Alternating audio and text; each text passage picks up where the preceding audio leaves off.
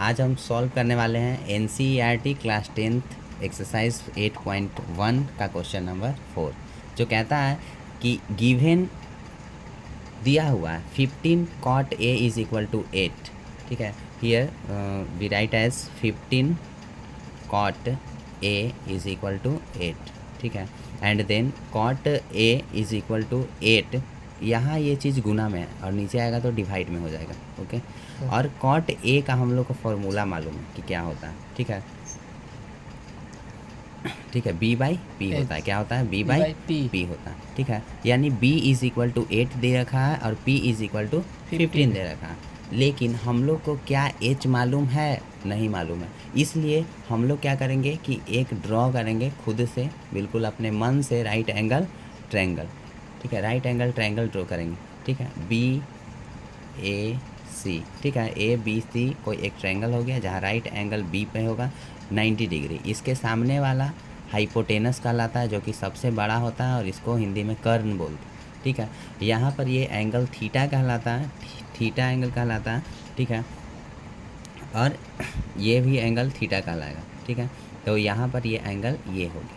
ठीक है, angle A हो गया और एंगल सी हो गया। हम लोग क्वेश्चन देखेंगे पूछा क्या है, साइन ए पूछा है, यानी कि इस एंगल से हम लोग को चलना है। सेक ए पूछा है, यानी हम लोग ए एंगल से चलेंगे। ठीक है, तो ए एंगल के सामने वाला परपेंडिकुलर हो जाएगा।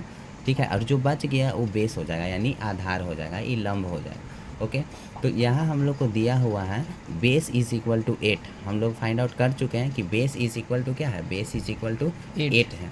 ठीक है, और P इज इक्वल टू यानी परपेंडिकुलर इज इक्वल टू 15 है, और हम लोग को H नहीं मालूम। ठीक है, H इज इक्वल टू क्या है जो हम लोग को पता नहीं है। तो H को निकालने के लिए हम लोग क्या करते हैं, फॉर्मूला लगाते हैं H square is equal to P square plus B square. ठीक है, इसको पाइथागोरस ट्रिपलेट बोलते हैं, पाइथागोरस थ्योरम बोलते हैं। ठीक है, तो यहाँ हम लोग लिखेंगे H square is equal to P कितना था, तो P का वैल्यू 15 था। P का वैल्यू कितना था? 15 था।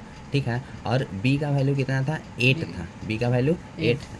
ठीक है, तो P का वैल्यू 15 था, तो यहाँ लिखेंगे 15 स्क्वायर, और प्लस B का वैल्यू कितना था? 8 था, तो 8 का स्क्वायर लिखेंगे। तो H square is equal to 15 का स्क्वायर करेंगे तो 2 to 5 आएगा, और प्लस 8 का स्क्वायर करेंगे तो 8 8 जा 64 आएगा। ठीक है, H square is equal to जब हम ये दोनों को जोड़ते हैं तो 5 और 4 9, 6 और 2 8 और 2 89। ठीक है, तो यहाँ पर हम लोग लिखेंगे 289। ठीक है, 289, तो H इज इक्वल टू हो जाएगा, यहाँ से रूट हटेगा, यहाँ स्क्वायर आएगा 289। जब इसको हम लोग तोड़ेंगे, ठीक है, तो लिखेंगे 17 इंटू 17, क्योंकि ये 17 का स्क्वायर होता है।